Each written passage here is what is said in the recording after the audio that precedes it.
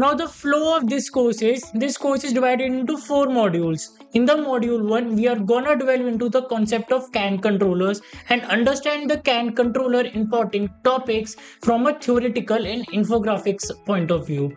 In the module 2, we are gonna delve into the FlexCAN peripheral, which is a CAN controller in the automotive microcontrollers of NXP S32. So we are gonna understand about the FlexCAN peripheral, about how does it work, about its working concepts, about its different features and its mechanism.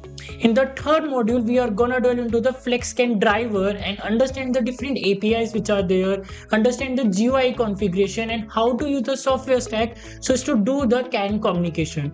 And in the final module, module 4, we are gonna create the demo projects on the CAN communication via the FlexCAN driver and understand how those demo projects are created and how they are working, and we'll see their output and also gonna debug those demo projects so as to understand the CAN protocol from a industrial standard point of view.